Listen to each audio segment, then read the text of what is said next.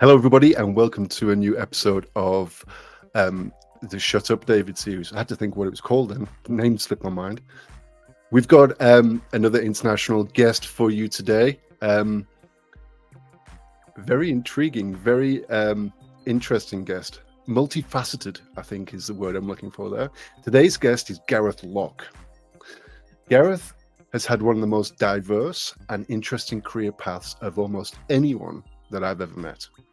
He joined the British RAF when he was 18 years old.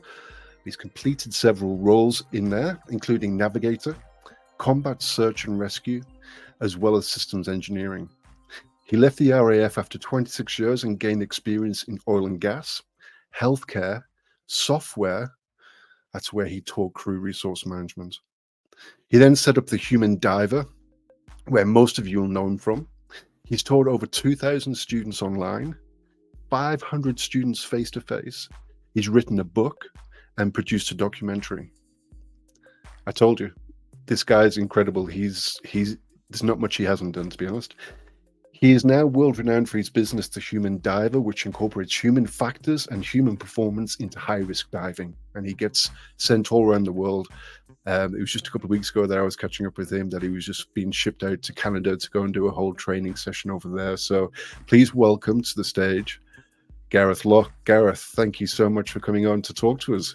Thank you for the intro. And I think it's really weird when I look back and I don't think I've done much until you start, can you write down a CV and sit there and go, yeah. And so, yeah, there's just lots of things that are in there. And this is the cut down version, because I got this from your LinkedIn post after our discussion, and you put a LinkedIn post out there going, look, these are all the things I've done, but who actually am I?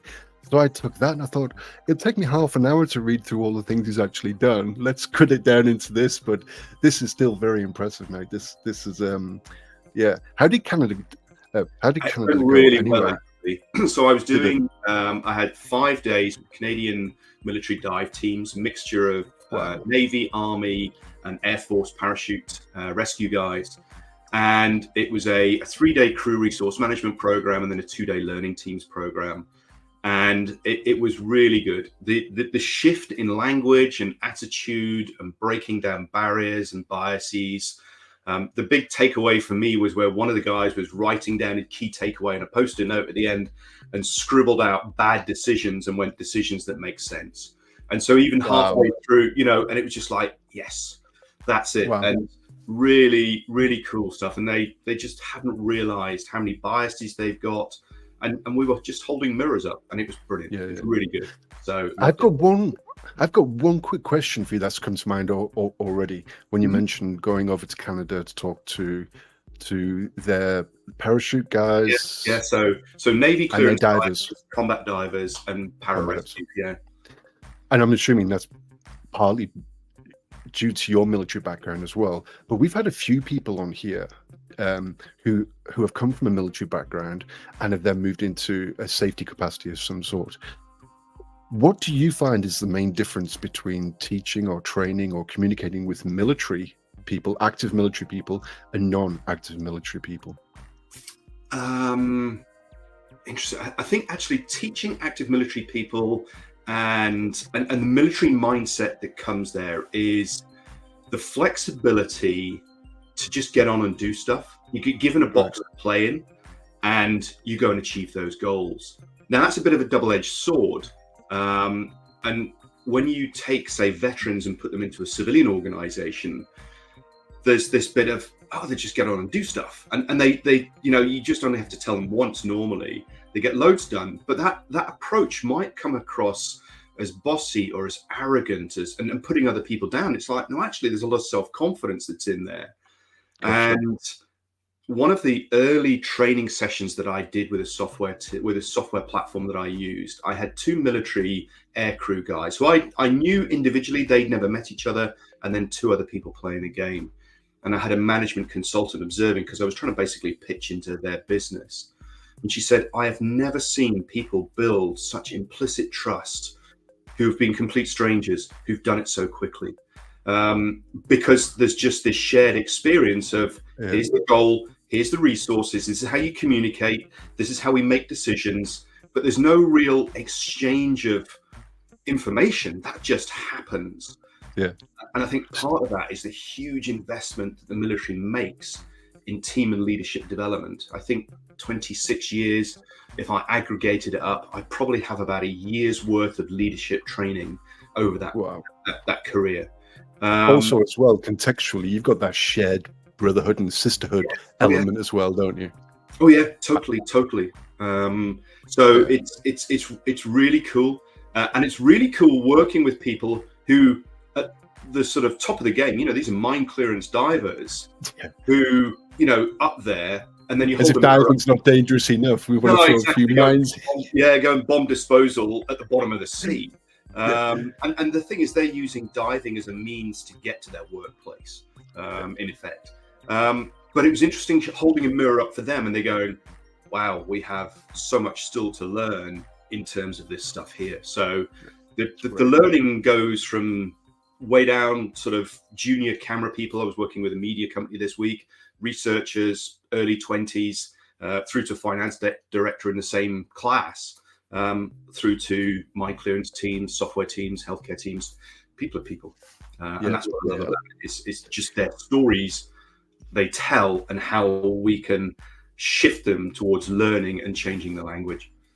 And it's funny you say that, people as people, because that's one of the things I had listed here as one of the strengths of being the person that you are and the amount of experiences that you've had. It's not about the skill set. It's not about the technical capabilities. It is literally that meta recognition that you have. That people are people, regardless of which industry they're in, regardless of which context they're in. There's a set of bedrock assumptions and actions and behaviors and the way people assimilate with their environment. That's going to be the same regardless of whether it's. So why don't we start there? Why don't we? And I know it's a big part, a big paragraph of your life, but if we could just give people a bit of an overview of basically your journey from when you left school to when you set up the Human Diver. Yeah, sure. So, awesome. Left school at 18, joined the Air Force courtesy of Top Gun movie, best recruitment film that many military forces had. And I was probably about the third or fourth youngest in my officer intake. I came from a village of about 1,000 people, and there are 150 people in my intake. So I went from knowing loads of people to being like a really small person. Went through my training, and there were a number of instructors who said to me is, you're not great, but you're really driven and you're really motivated to get stuff done. And we'd much rather have people who are motivated and driven and they will learn than those competence people. And that's the, Simon Sinek talking about performance and trust. And I remember taking that into my instructional roles when I was in the Air Force as well. So I then went to Lynham in Wiltshire in the UK, flying on Hercules transport aircraft, did a whole bunch of different tours in that space, then went to do a staff tour looking at drop zones clearances, so making sure it's safe to drop stores. Went back to the front line again, became a flight instructor, teaching on Hercules transport aircraft again, both low-level tactical operations, so night vision goggle, 250 feet, flying around, all the way up to halo, parachuting, 25,000 feet, deployed on operations. And then my now ex-wife was a bit annoyed with me going around the world at short notice, and there wasn't much family life. And so I said, right, I'll go off and do a master's degree in aerospace systems, which was a crash course in anything to do with aviation, so propulsion guidance, weapon systems, aerodynamics, airborne computing. And the idea being that you could be the intelligent customer, that you've got a broad but shallow level, and you knew the experts to phone and contact. And then went to do flight trials work, and then went to do research and development work with DSTL, our DARPA and DSTO equivalents. And then I'm thinking, right, I've got 5-6 years to go till I leave at 44. What do I want to do? I probably want to go and work out the defense sector. So I set myself up for a job working in procurement for my last 5 years as a systems engineer, requirements manager, working both frontline operators, strategic decision makers in Ministry of Defense headquarters, but also the research guys and industry. And then I realized actually I didn't want to work in defense because defense is broke. I'm not a very good salesperson. Even my own business now, I'm not a very good direct salesperson. So I left and I started working out in the oil and gas sector. Now, my sort of diving, that was my sort of professional piece. Diving interest started in 2005, where I had a close call out in San Diego, and I wanted to share that knowledge. And the diving industry is quite immature, and I was like, look, why can't we take stuff from aviation and apply it to the diving space? So I wrote a white paper in 2011, upset a whole bunch of people, some of whom still don't talk to me, because basically it said the reporting system doesn't work.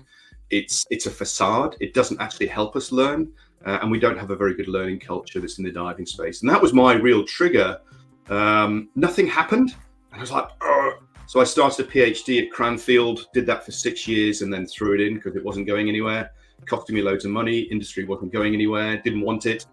But I was teaching crew resource management in the diving space.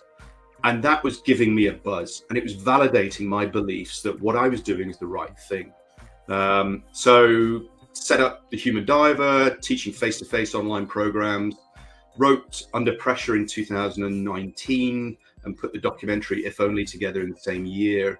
And then I've just finished a second master's degree at Lund University in Sweden, which is about storytelling to learn. What happens underwater stays underwater is the subtitle.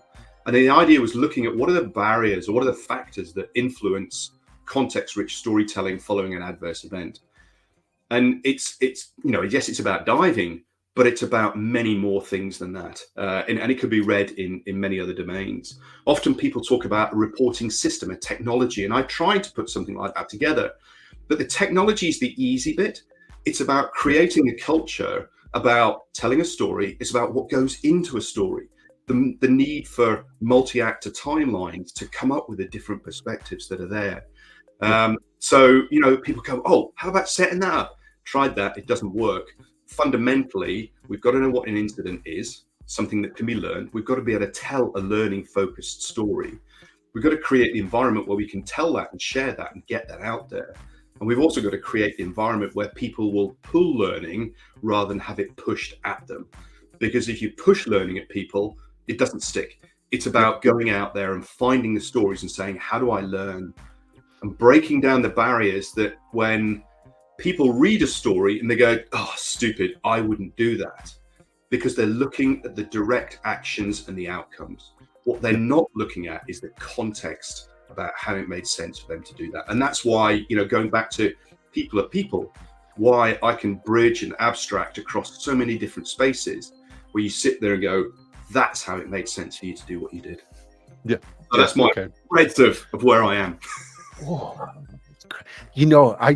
I was struggling then to keep up with it. You were going through it, going, okay. But we've got limited time as well. So that's another driver about why people behave the way they do. Well, exactly, which goes back to the whole thing, the medium is a message. In of itself, we had short TV interviews back in the 80s and 90s, and it's we used to ask really silly questions. Interviews would ask really not silly questions, but really sharp and really to the point questions, because TV was and still is a very expensive medium, and you need to get your point across quickly, and it needs to be dumbed down to the lowest common denominator, which is unfortunate, but that the medium forced people to do that. So you had some very complex issues which were addressed in a very simplistic way and not really told that well because of the medium that was being broadcast on. Anyway, as another aside, we actually touched on this briefly when we spoke a couple of weeks ago, which was I'm fascinated with this idea that this second master's that you did at Lund University, which was about the narrative, which was about the story, which was how people learn through narrative-based mediums. And I think we touched on at the time, which was stories is probably, I don't have any evidence of this, but stories are probably one of the oldest form of information passing on through humankind. Even before we had writing, even before we had diagrams, all of this kind of stuff, information would have been passed on via stories and via heuristics, and they didn't know what it was back then. So was it covered during your masters how our brains or how our psyches actually formed to hear information through narrative based stories? Is that something that you touched on? No, but it's something I'll go and look at. I mean, the bit that I took out of it, and the masters. So the masters was human factors and system safety. So it's really quite a broad topic and looking at things like normal accident theory, high reliability organizations, the concept of human error, blame, ethics, the morality of things. So and so it was very much a very broad cohort. We had software people, engineers, paramedics, police use of force expert, police chief, social care. So real diverse views again, and the challenges that people face. So the bit where I was getting a lot of my drive or direction from, or ideas, was a guy. It's David Wood's Second Stories and Richard Cook's Second Story. That's one. Another one was a guy called Sané in 2008 wrote a paper about incident reporting and the need for the organization and the need for the individual. So he was looking at railway engineers. And organizations want to count metrics because they're countable. They can see whether or not an intervention makes a difference or not to their number of incidents that they're counting. But actually, the engineers don't give a monkeys about incident reports. They don't give a monkeys about the numbers. What they want to do is create stories that protect the operators when they're on the train track. So how do those operators remain safe in a dynamic and uncertain environment? What are the little things that they get told to be safe, to manage the threat, the risk that's there? And so I then followed on from Derek Hegarty's work, looking at accident report interpretation, of the difference between giving a simple, single, synthesized story, which is what most incident reports are, and then if you give a multi-actor timeline to the people who want to review this, the difference in language is very different. So for a single narrative, it's very much full of counterfactuals, it's very blameworthy. Whereas actually, if you put the multi-actor timeline into, and the multi-actor narratives into that report, now you can understand the local rationality of each of the different players. And so it turns out the more complex the story, the more detailed the actual... Okay, yeah. The greater it is as well. Yeah, so the greater the context, the greater the learning, and also I'm going to say the greater the reduction, a bit of an oxymoron, but there's a reduction in blame because now people have got that empathy, that local rationality. So what I did was I took that sort of concept and applied it into my thesis studies. And I asked people, here's a simple story, what do you think about this? And would you be willing to share this story? And so the stories were quite judgmental, or the responses were quite judgmental. And then I gave them a much richer context, much richer narrative, and they got different perspectives. And it's like, what do you think now? And would you share that? And it's like, yes, I would share that because I know I'm not going to get blamed as much as I would do if I just shared a simple story. And so there's a bit that says people don't know what goes into a learning story, and often they just focus on the proximal causes in time and space and the outcomes. And they don't look any further back than maybe an hour or so, as opposed to, and that's what the real purpose of the documentary, If Only, was about, is to tell this context-rich story that goes back many years prior to the event and understanding risk and the drift and the deviations that occur. And then we end up in this situation where a diver who turns off an oxygen cylinder before they get in the water, but they're distracted. 2 weeks prior, they'd had something similar happen. They were also distracted at that stage because I believe their father or a family member had just died, and so there was their mind wasn't in the right space again. So you start to pull these stories out, and people now have some level of sympathy and some empathy with them to say, right, they're not stupid. They're doing what makes sense to them at that time. And it's that piece. Yeah, go on. I can imagine, they would probably be thinking as well, I can imagine that same thing happening to me. Because they've heard a human story and they can then relate it to human, as opposed to, as you said, someone doing a stupid thing. I would never do that. That's not something I would ever do. Because you're only hearing about that very subtle, very simple catalyst, as opposed to the complex narrative that actually led to that catalyst. Is there any is there any data or research to show? Is there any kind of emotive? I don't know how to frame this. Does emotion play a bigger part in learning the information through a narrative story? I could probably say no. So I think where one of my favorite books is called Make It Stick by Peter C. Brown. And he dispels a whole bunch of educational myths in there.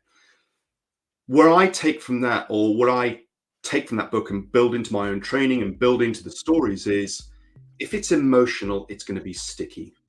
Because people talk about memory and remembering things as the ability to pull stuff out of your brain. But importantly, it's about how well you can encode it. And if it's got an emotional tag with it, you'll pick up more of the context around that. And so there's something that's floating from the last couple of weeks I've seen on LinkedIn. People don't remember events, they remember context. And then they create the event from the context that's there. So, Gotcha. And just so as a memory example, tell me something memorable about a year ago with your partner or wife or children, something that's really memorable. What, say last May. Give us an example of something that happened last May that you can remember. Go on. Was that a question for me? Yeah, go for it. Oh, I don't have a wife or kids, so it's probably the wrong. Work event then, or something that's real. You're a coach. Give me, not the details, but give me something that's like, oh wow.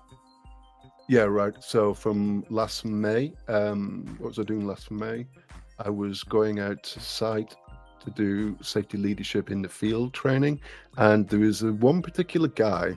I was spending a lot of time with him, but I couldn't crack him. Not that I was trying to crack him, but he wouldn't. Yeah. He wouldn't participate in the conversation the way that we were supposed to be participating. He wasn't obeying by the rules, as it were. Anyway, I didn't quit. I stuck with him, and by the end of the day, we were sat down, and he was smoking. He went out to the smoke area, right in the middle of the Pilbara, and I don't smoke, but I went with him, and I sat down there with him. And after about 10-15 minutes of me just redirecting the questions from work basis to him personally, he finally opened up and he told me about all his problems and all the friction points at work and how that was affecting him and what he really wanted to do. And he had all these great ideas. And I'm just sat there going, wow, this is amazing. That happened around May time last year. So what happened 2 days before that conversation? And so the point here is that because we've got an emotional tag that goes with that story, and you could probably describe what that smoke shack looked like, what they were wearing at the time, but because you don't have something to anchor 2 days before that's got an emotional sticky point, it's not going to be there. So the more emotional we can make something within reason, and actually it can go the wrong way, it can go to extreme, you can create trauma, and then people can't forget those things. Yeah. So there's definitely an emotional tag that goes with that. Now, if you're delivering a training program, which is what I do, and I get people to tell stories, I get them, the one we had this week, Tuesday, Wednesday, somebody said, no, this story I don't want to talk about. It happened a couple of years ago, and it's really, I don't want anybody. Why? Okay, we're in a safe space. Talk about it. And they brought it out, and they still, they think. And what the challenge they had was they focused on the outcomes and not the context, and how the decisions made absolute sense to them at the time. Now, the training programs deliver are emotional, which means that they're going to remember them. Because I've had an emotional connection with them. I've held a mirror up. I've made them feel uncomfortable, strong emotion. One of my students said, I'd be prepared to be totally unraveled, but absolutely supported in the process. And to me, that's, it's a really powerful piece. And that story goes around the organization, or those stories. And so people are now queuing to come into the training programs. Wow. That's a testament that you could always want, isn't it? It is. And it's like, what do you know about this class? Sort of start, and they go, don't know, but everybody says you really enjoy it. And got to the end of day one, and somebody who was really quite off at the start of the session, they went, "This was a lot more fun than I thought it was going to be." So Wow. again, those emotions then can get that story. And drawing this back to the safety space, I think there's a bit that often the safety industry brings out people who've been injured and said, if you don't follow the rules, this is what happens. This is kind of what I was alluding to earlier with regards to that fear emotive kind of thing. Yeah, so it you know, just the way that the brain works and the memory's there. Now, it depends on how that story is told. If the story is told of don't follow the rules because otherwise this is what will happen to you, then it has a very short period of time because the fear is there and you're sitting there going, oh yeah. Now, if the story then talks about the context and the development of the situation that happened and how it made sense for that person to do the decisions they did that made sense at that time, then, and you've still got the emotional tag because you're looking at somebody who's been seriously injured, disabled, disfigured, and you sit there and go, right, I'm not going to look at the event and the person, I'm going to remember the context around that. So again, it's how we shape that message to get out there to say, what's the message that we want? Don't be stupid like that person. Or when you see conditions like this, that's the flag that raises to say, threat inbound. So if anyone is listening to this, and I know stories and people are used quite a lot, you know, especially in that pejorative negative sense. And as you were talking then, I was thinking that first version of the story, here's someone who's lost a limb, he lost an eye, whatever it is, and that's because they did this, don't do this. That's quite punitive, isn't it? That's quite accusatory, it's quite negative focused. However, if we look at the context of the situation and all the, you know, the quality information, the qualitative information that went into the lead up to this unfortunate event, you're saying that people remember that better. But if we go back, if we look at the first example as being punitive, being negative, how would you frame the details and the context around the, you know, that second example? If people are listening and go, look, I want to be able to provide it. So what I'd ask is what's the context? What's the conditions? Ask them, how did it make sense for them to do that decision? One of the tutors at Lund is an ex-graduate, and he talked about local rationality investigations. Often investigations work backwards in time, and they go bad decision, bad decision, bad decision, bad decision. 5 whys is a classic version of that. Yep. And he said, actually, the local rationality process is you sit there, pick a point in time and space. You know, you've got to bound something at some point, and then you sit there and go, right, let's work forward. What's the good decision, and how did it make sense? What's the good decision, and how does it make sense? What's the good decision? So instead of bad decisions, red triangles going backwards, you have good decisions and green triangles going that way. And so what we're trying to do is explore the quality of the decision making and the framing and the biases and the context which shapes people into the decisions they make. And totally getting away from this, well, you had a choice to be safe or unsafe. And I'll call BS on that big time. Because I can, you know, in the training systems that I deliver, I purposely put people into ambiguous situations. I get them to interface with a terrible system when it comes to a user interface. There are 2 people sit on the other side of the table, 2 people sit this side. I have about 2/3 of the information, they have 2/3. And the critical third is held by the other side. And so you have to share information, you have to use these non-technical skills to get the shared mental model to be as close to reality as possible, but it's never going to be complete. And then we debrief it, and we debrief it with what went well and why, what do we need to improve, and how do we do that? And that's part of a much bigger debrief framework, but it's always in the positive frame to say, how do we get better? Most debriefs are about what went wrong. Well, nothing. Right, why have a debrief? Exactly. Or it's a blaming approach that comes from the debrief that says what went wrong, well, it's your fault because you didn't do what you were supposed to do. I love that. I love that different approach to the the instant investigation. You're right. We always start out knowing what went wrong, what we're trying to avoid, what the bad event was, what the naughty thing was, what the error was, whatever it is, the negative aspect. We start out with that negative aspect, and then we go, what other negative things did you do to get us to this negative point? And it's, if you search hard enough, you're always going to find the negative points. Whereas training and management normally comes out of 5 whys. So, well, yeah. But what you're saying is, let's reframe the perspective we're looking through, similar to what we do in coaching as well, and go, okay, we know where we're going, but let's look at the good things that we did and why we did it. So it's the quality of the decisions on the way to understand the context and that the person was going through. So we're not actually looking for blame. We're looking for rationale as to why that person made those decisions, and what impacts of the system, what impacts of the environment, what impacts of restraints, and all these kind of things. You get to learn those because you're trying to understand why the person made the decision they made. That's I really like that. Yeah, and that also then can help you identify, okay, so this is how it made sense for you to do what's there. What would have helped you make a better decision? What was missing in that gap? And there was something. It's a learning aspect. Yes, absolutely. And there was something awesome. flitted in and out just now about trying to close that gap between what questions.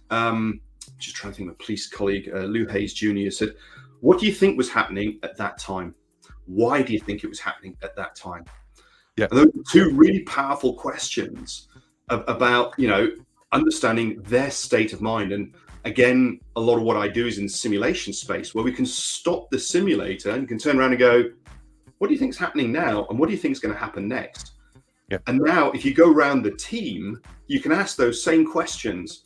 And if you don't have, and as in many cases, you don't have an aligned mental model, they're all going off in these directions. Yeah. So is it any surprise that that's the case, that adverse events occur? Is this going back to what we discussed 2 weeks ago? Because I wrote some notes down in our discussion. You mentioned the gap and the gain. So that was more about a psychological piece, and internally a coaching piece. So that was given to me by my coach. I have a coach, and Claire is a great hold me accountable on that.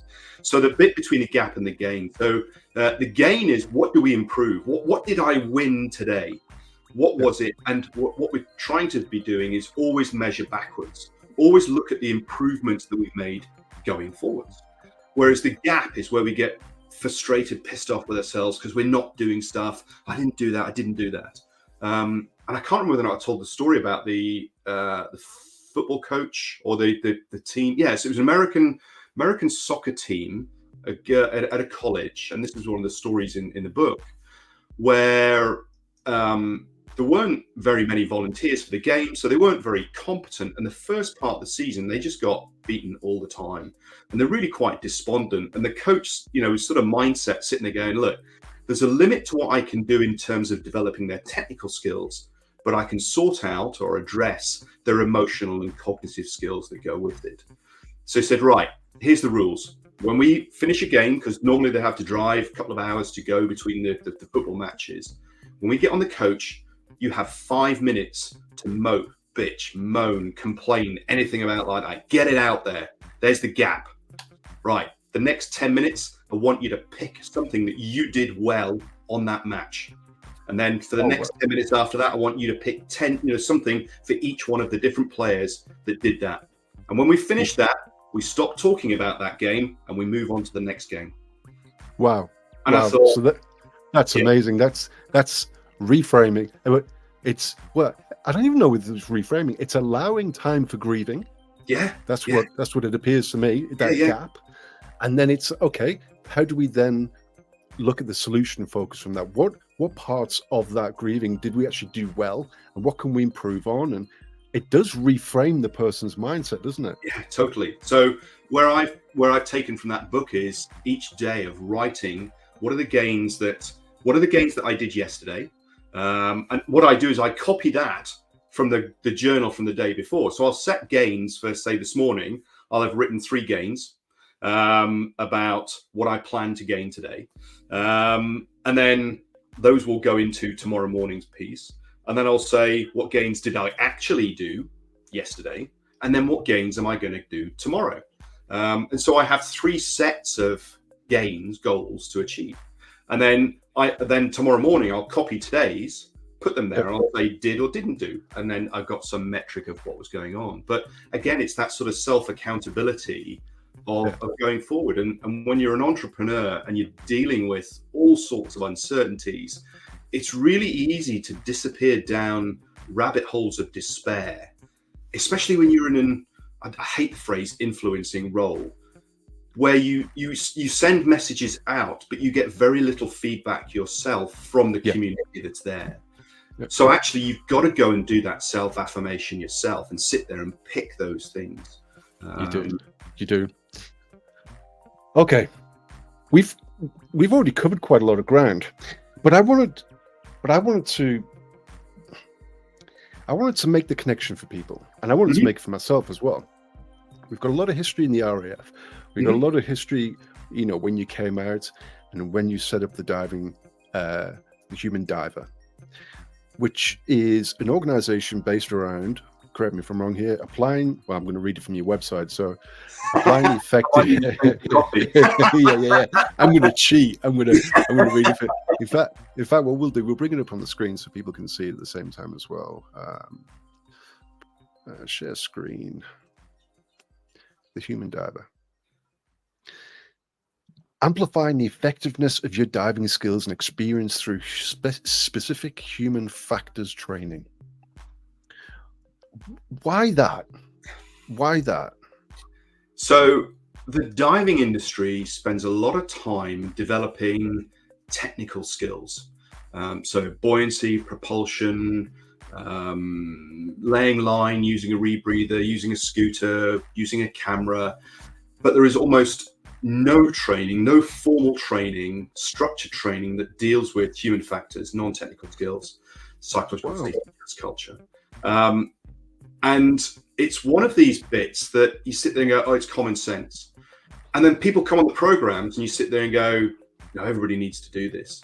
And it's about trying to reframe what success looks like. And I use a framework that I co-wrote a paper about for surgeons, and again, working in different spaces. So surgeons' competence and success is often based around their skills, their technical skills as a surgeon, the anatomy, suturing, surgical stuff, knowing how the body works and what they can deal with it. But you've also got to take into account the context. So the operating room, the design of the layout, how well the team operates together, how well the task is designed. And there's some randomness and luck. Somebody might be allergic to antibiotics, but you don't know until you give it and they react. You're like, ugh. Now the population sample might be 1 in 10,000, but if it's that person, that's 1 in 1. And then we have these non-technical skills. So this decision-making, situational awareness, communication, teamwork, leadership, and followership. And these all work together, not in an additive way, but in a weighted factor. So, and I have no idea what the weighting is, and I have no idea what the pass mark is. So you've got these 4 dimensions. So technical skills, context, randomness and luck, and non-technical skills. And if you score 1, 1, 1, 1, then the answer is 1. But if I score 0.8, 0.8, 1, because luck's on my side, and 0.8, the outcome's 0.48.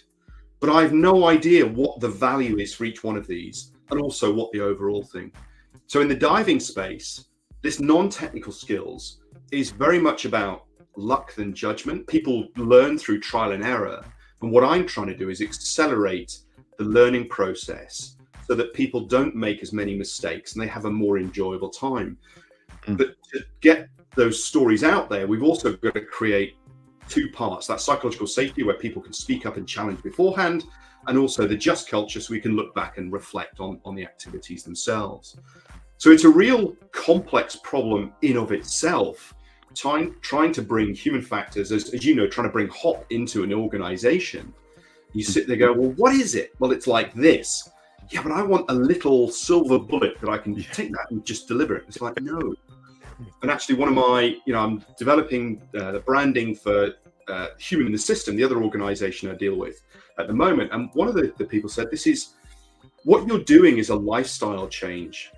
And that is a problem, because marketing is about vitamin pills or about painkillers. It's about helping people get better, or it's about taking a pain away. What the application of human factors and HOP, it's a lifestyle shift. And people don't like lifestyle shifts. You know, it's like changing your diet, or going out and exercising, or abstaining from just, cramming videos and things like that. So trying to bring this mindset across is really difficult, because the return of investment is not immediate. It might not be seen for 6 months, a year, 2 years, I don't know. And people go, if I invest in this, what difference will I see? It's a very cliched statement, but it's very much about how much you put in is how much you're going to get out as well. How much effort they actually put in, that's what they'll see. Yeah. And you're absolutely right. It's such a hard point to communicate, which is, look, things like this are not off the shelf plug and play. It's not yes, it's fixing systematic problems, but it's not a systematic approach. It's a philosophical approach. Yes. It's a principle value-based approach. And you don't get a solution to just plug in when you get a problem. You have a set of principles and values and philosophies, in effect, that you're going to apply to a whole range of things, and you're going to get it wrong and you're going to get it right, and it's going to be painful, and it's going to be awkward, and it's going to be all those things. And people go, oh, that seems like hard work. Well, maybe it is, but that's where you're going to get the biggest amount of bang for your buck. It is. And what makes the more complicated or complex in the diving space is that it's not like a normal organization or an industry. There is no regulator for the diving industry. It's a self-regulated industry. Wow. The standards are written by the organizations that inherit the standards. So it's a bit of a self-licking lollipop in that sense. Wow. And to make it even harder, passing novel, safe things, it's a unanimous voting system as well. So if one of the organizations doesn't like something because they think it'll impact their bottom line, they could just veto it. And so it doesn't come through. So it's a really difficult system to try and create change. But that's only what happens in the training systems. So if you go to a dive center and you get a certification from, say, PADI or from SSI or GUE, the training organizations are only interested what happens in the training system. So you now take your diving certification and you go to a dive center, you are now outside the training system, and there's a whole bunch of learning happens out there, but there isn't any environment that allows people to really share and then feed back into the training system. And the training system is very punitive. If you breach the standards, expect to be disciplined, even if the standards are not compliable for the commercial environment in which they're operating. So wow. There are two systems operating. That's one of the key things that came out of my thesis, is that you've got a structured training system that's got limited feedback, and then you've got a fun diving system, and there's no real crossover that happens. And there's no regulator that deals with a lot of this stuff. Why is that? Is that purely because diving is seen as a recreation activity, even though it is also utilized and used, and there is a profession around dive? I mean, there's professional divers, obviously. Yeah. So why? So it's a high risk activity. So why is it not regulated? So there will be some level of regulation. So say WorkSafe or OSHA or the Health and Safety Executive, there are some standards which commercial professional diving instructors have to comply with. But that regulation doesn't look inside the training agency materials to see whether or not they're safe and whether or not they're being adhered to, and they've got an effective quality management system. So I think where it came from is sort of 1980s, when diving was taking off. They went, right, what we've got to do is we've got to put a system in place. And we want to, and it probably goes back that time as to why you had a unanimous system, is because you didn't want to have people rushing off and doing some really stupid things. So let's work together as a committee. In the 1990s and early 2000s, there was an explosion in the diver training that was going on there. Now it became, there's a couple of the training organizations, PADI is one of them, is supported by a commercial venture. So it's got shareholders. So now you immediately separate the safety about what happens out there to, can I get shareholder value from the training? Yes. And every conflict of interest. Absolutely. But it's a conflict of interest if you don't understand how the system operates. The training system is about training instructors to go out and develop and deliver training materials to the divers that are out there. The instructor trainer programs are about teaching instructors how to teach students how to pass the class.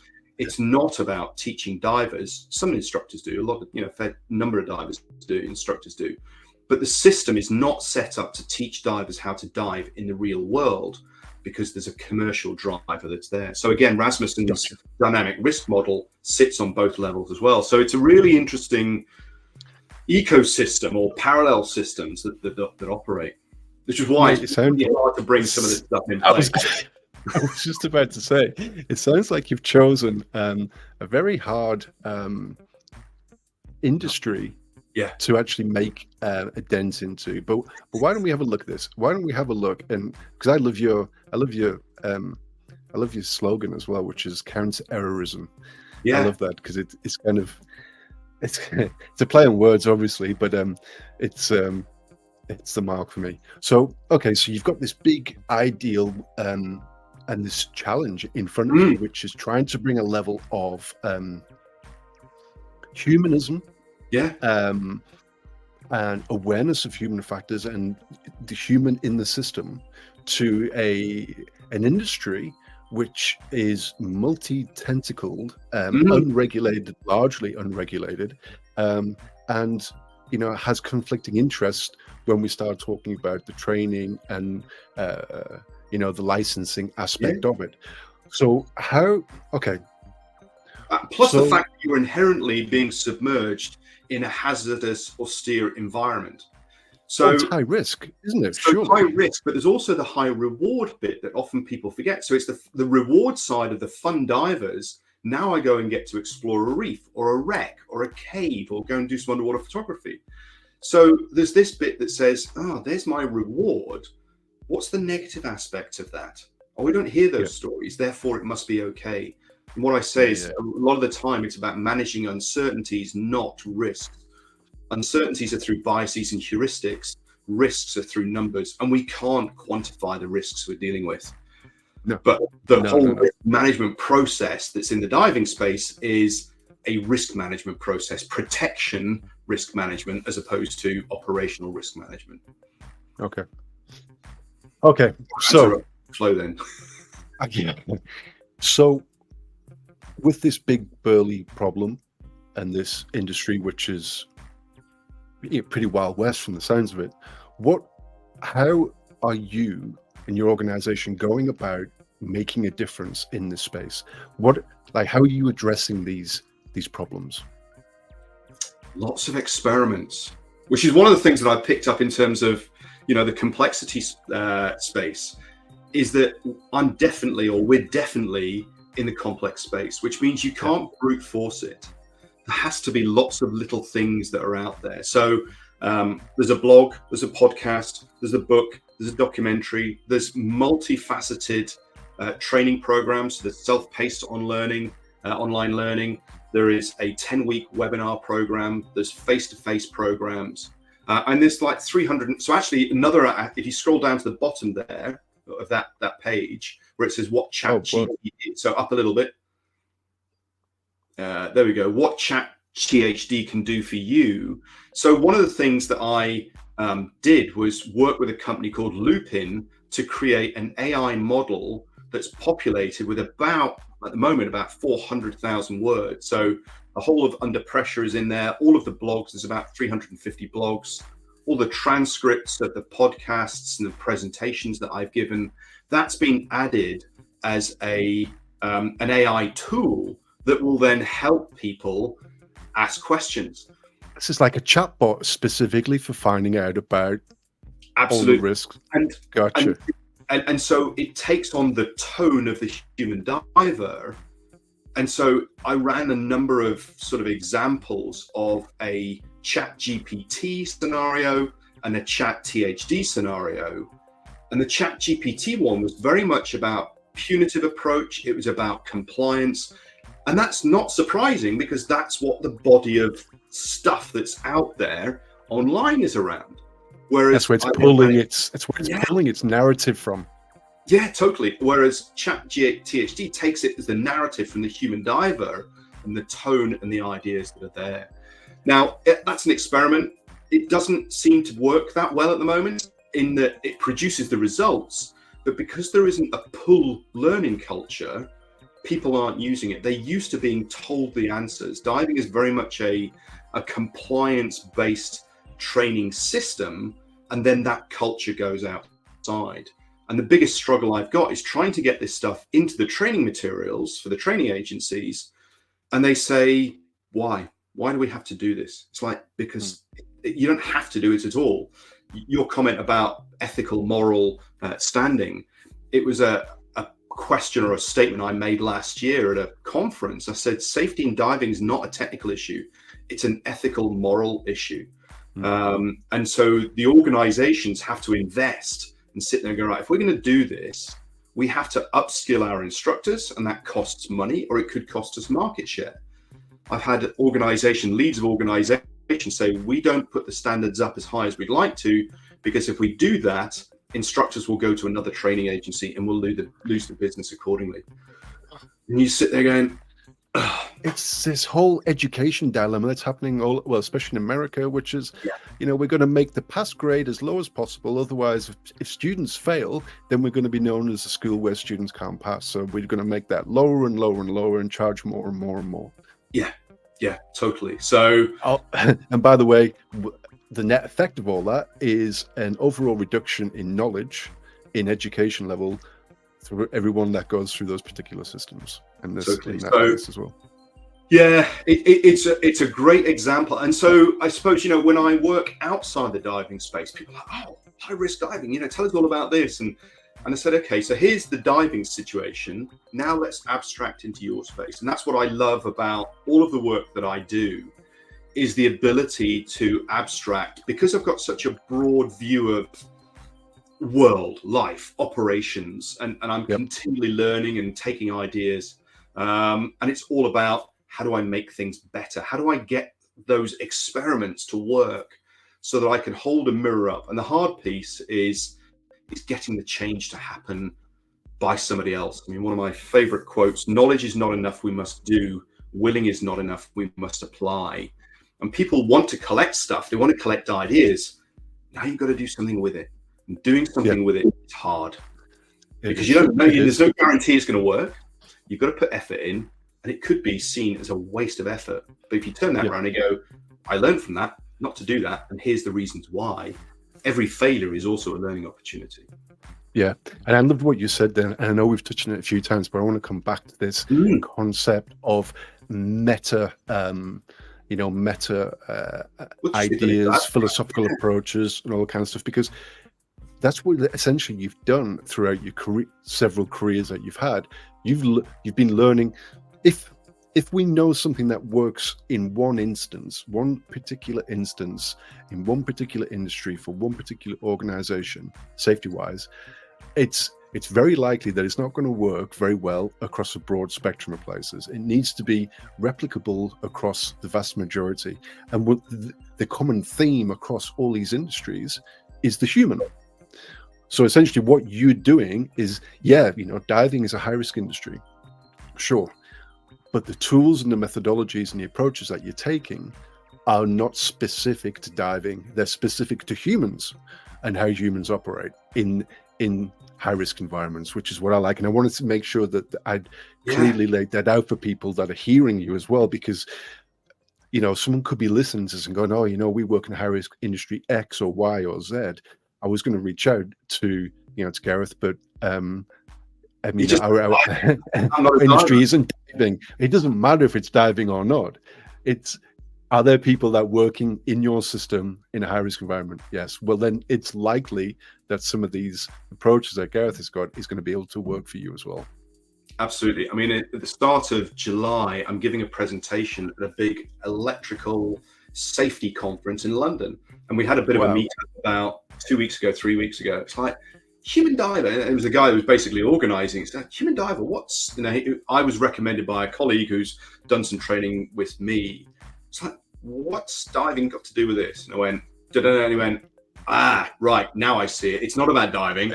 It's about people in diving, but people in electrical safety, in oil and gas and offshore maritime, and people.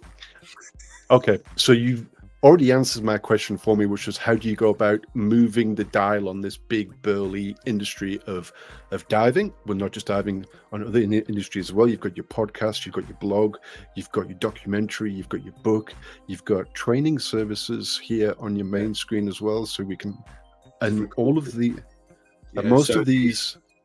So level 0. What's this? Self-paced. Oh, so this. I've got a Polish instructor. So he's put all of his stuff in Polish. That's a level 2 face-to-face program.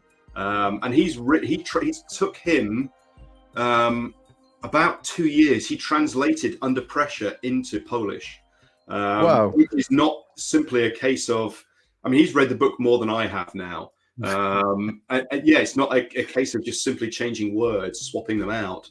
It's taking it at sentence level and paragraph level, and then rewriting it in that sense. So it's not just a find and replace exercise. There's a lot of nuances, and there's a lot of like with different. I was terrible with French at school, but how they sexualize certain words, and how that would change depending on the sentence you're using it in, the context. It's very, very complex. I'm lucky I was born in an English speaking country, to be honest with you, because I wouldn't be able to learn it otherwise.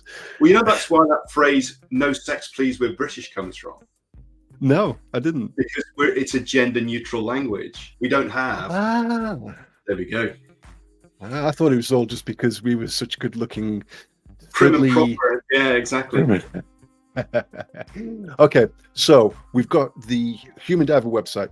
By the way, if you're listening to this, don't worry about jotting down any of these URLs. I'll do the same as what I do with all my guests. There'll be URLs in the description below for the Human Diver. I'm going to find Gareth's book as well, so it'll be easy for you to be able to access. Is that still available online, Gareth? Yeah. So if you go to shop Under Pressure. Shop. Oh, it's okay. So you can get to it via this. Oh, there you go. I don't need to put a separate link on there. It's on this same webpage as well. So Under Pressure, Gareth Love. There we go. Or Kindle. So. Looking at that diagram on the front of the book, I can just feel my anxiety. Actually, I've started to sweat looking at that. That's my idea of hell. I've got to be honest with you. Trapped in the bottom of the ocean, 200 feet down in the Great Lakes, and the Great Lakes shipwrecks are some of the most intact around there because they're so cold and the water is so deoxygenated.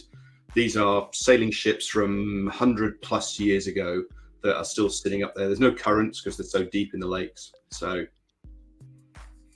that's awesome. That's still scary, but awesome. I'm glad some people like this kind of stuff, but it really doesn't float my boat. Mind you, I've got a fear of open water in general, to be honest with you. So we've got the obviously the Human Diver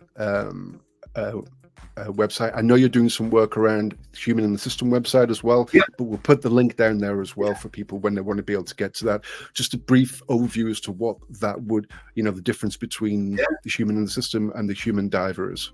Yeah, so the Human in the System is really much about the corporate space. The training programs are going to be fairly similar, but we're going to have some coaching capabilities. We're going to have a long-term leadership development program, probably about 9 months long. And that's going to be a mixture of face-to-face, online, and sort of coaching setups with an online community. And then I'm going to start doing the 10-week webinars-based series for non-technical skills. That will kick off in October as well. But it's just working with just different people. And it makes it a little bit more approachable is probably the word. I'm still the same person. The ideas are the same. It's just making it relevant to those people in the corporate space or the high risk space. Okay. I got one last question for you, Gareth, before we start to close this. What's your big, hairy, audacious goal that you've got planned for the next 12 months? I have two. One for the human diver, and that's to get training materials embedded in with the training organization. And I'm just putting a proposal together for them, and that will set the scene, I think.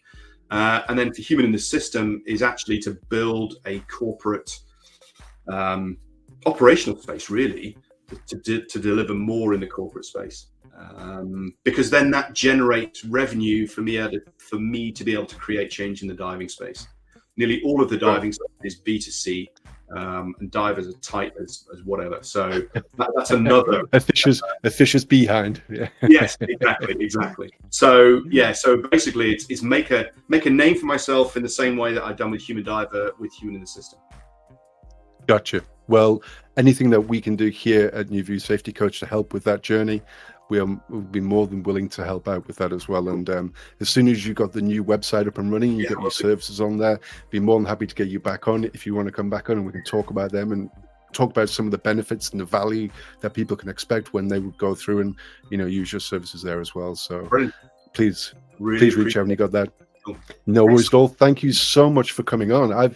I can't believe it's been an hour, to be honest with you, because it's just flown by. I feel a bit cerebral, to be honest with you, trying to actually deal with everything that you've done and everything that you're doing. It's very detailed. There's a lot going on there. You've obviously a very industrious character by trade, and you like to keep busy, I'm assuming. Yes, oh, absolutely. And in 15 minutes, I've got a train the trainer session. Okay. No, totally. So that's fine. That's why I built a bit of a buffer in. So I've got 5 hours on Zoom training up somebody in Portugal. So okay. Well, I usually ask people to hang around so we can debrief afterwards. But if you've got busy stuff to go to, then please feel free to drop straight out and go straight down to prepare for that, because you need to obviously get your head in the space before you go into that new environment. So thank you once again for coming on. It's very much appreciated, and I look forward to catching up with you soon, Gareth. Cool. Thanks very much for the time, David. Take care. You too, mate. So that was Gareth Locke, everybody. And what did I tell you? So much experience across multiple industries, and yet he's found those meta facets, I suppose, those meta reasoning and the meta logic behind how to improve safety regardless of the industry. Because as we all know, we're talking about humans that are in the system. We're not talking about specific systems in specific contexts. Context. So I'll put all the URLs in the description below. Jump onto his website, have a look at his blogs, have a look at his podcasts, have a look at some of the videos that he's got up there. Drop him a message. Super nice guy. I'm sure he'll get back to you and talk to you about anything you want to talk to him about. But thank you again for tuning in and watching this. Very much appreciated. And I look forward to bringing you more people in the future. Take care, everyone.